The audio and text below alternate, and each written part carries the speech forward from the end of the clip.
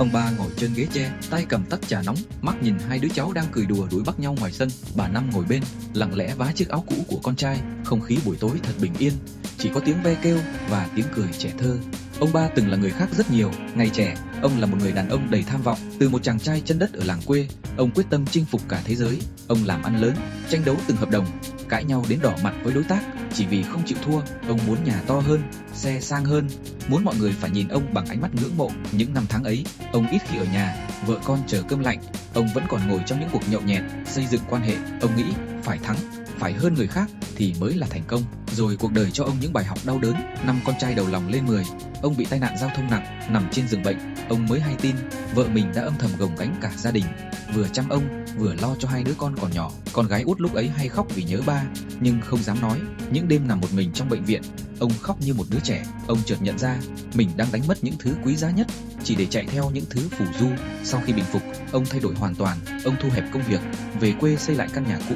Ban đầu bà Năm lo lắng, sợ ông buồn vì không còn thành công như xưa, nhưng ông chỉ cười, nắm tay vợ và nói: "Mình già rồi, giờ muốn được ở bên em và lũ trẻ nhiều hơn." Hôm nay, cuộc sống của ông thật giản dị. Sáng sớm, ông dậy pha ấm trà, ngồi với bà Năm ngắm mặt trời lên sau vườn chuối.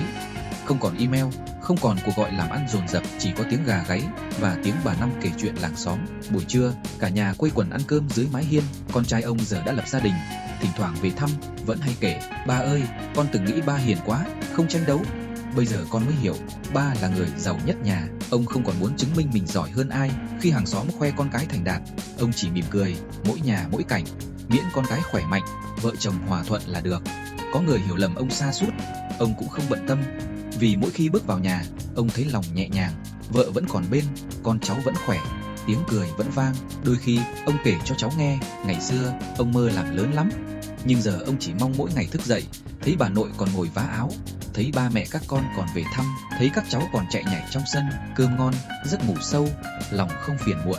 Đó mới là hạnh phúc lớn nhất. Ông ba hiểu rõ hơn ai hết, sóng gió chỉ khiến lòng người hao mòn, những ngày bình thường mới là báu vật. Một bữa cơm gia đình không áp lực, một cuộc trò chuyện thật lòng giữa cha con, một buổi tối cả nhà ngồi xem tivi cũ mà tiếng cười vang vọng, đó là sự giàu có thật sự. Và ông thường nói với con cháu bằng giọng trầm ấm: "Con ơi, đừng chạy quá nhanh, chậm một chút cũng được, ít một chút cũng không sao. Chỉ cần tâm còn yên, người còn khỏe và gia đình còn đủ đầy yêu thương bên nhau thì cuộc đời này dù giản dị đến đâu cũng đã đáng sống lắm rồi."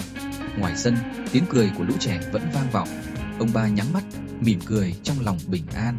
Cuối cùng, sau bao dông bão, ông đã tìm được bến đỗ, không phải ở vinh quang mà ở chính căn nhà nhỏ này, bên những người ông yêu thương nhất.